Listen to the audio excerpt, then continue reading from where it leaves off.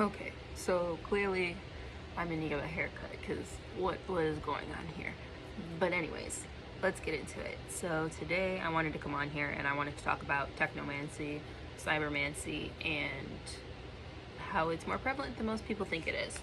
So when a lot of people think of technomancy, in occult circles, maybe the first thing that might come to mind is emoji spells, which are kind of bullshit, but you know, whatever. But let's get into a little bit more. So when I first got my start with the occult, I was looking into different ways to ground myself, because I didn't necessarily connect with the whole roots growing out of me into the ground thing. That wasn't a thing for me. It was actually kind of painful, but you know, one of the first ways that I started grounding myself was actually through what I now know as a technomancy method. So when I first started out, a lot of my power was drawn from the city that I live in. So the trains, the cars, the buses, all of that. So the way that I actually started grounding myself was by tapping into the electrical grid. So I kind of imagined like a motherboard, and I would tap in through there.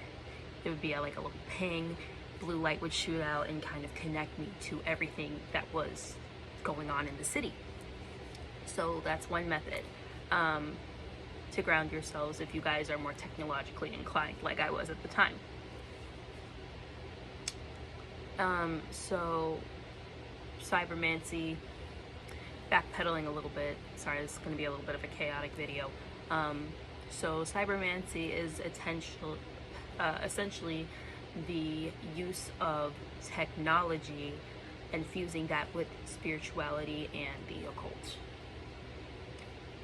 Sounds crazy, but it's not as far-fetched as you think, especially in this day and age, because if you think about it, one tool that pretty much everyone and their mother has on them at all times now is the cell phone.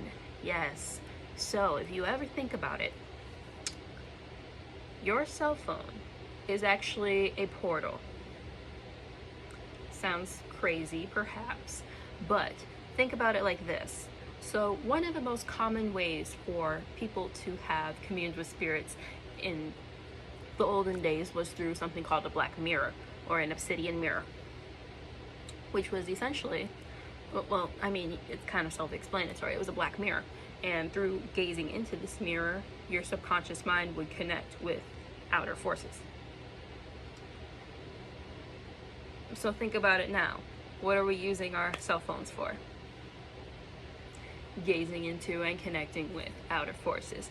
So very similar, but this device, being man-made, is also man-controlled. So that means that in addition to constantly being in communication with the outside world, we're also receiving subliminal messages at all times, as well as you know, electromagnetic frequencies through the various technology that we are exposed to on a day-to-day basis, whether that be your cell phone or your TV or your radio. All of this is working together to create an energetic cocoon for you, if you will. So when we consider that, it is very easy for people who are your enemies, quote unquote.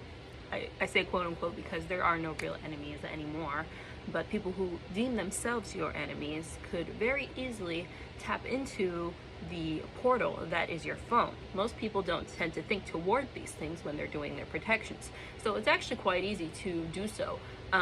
Actually, when I am tapping into the energies of the people I read for, a lot of the times I will do it through their phone. Personally, if I don't have you know, their name and birth date, that kind of thing. So yeah, so think about that. So it would definitely behoove you to start warding your technological devices. Some ways that you can do that is, well, you can draw protective sigils over them. I personally like Alki's, the rune. It's very It works very well for me. I tend to use it as my first layer in a lot of things.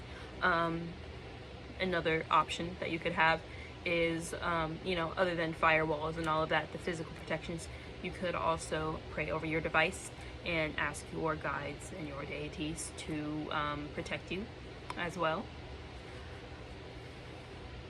And then you can also, of course, imagine your phone encased in white light, a protective bubble, and a mirror shield that will return any negative energies back to sender. Another thing that is also very important for protection when it comes to technological devices is, of course, curating your feed. So just be aware of the things that you are intaking and consuming on a day-to-day basis as you're scrolling through social media and through, just through your feed, all right? So don't get caught unawares. Ward your phones.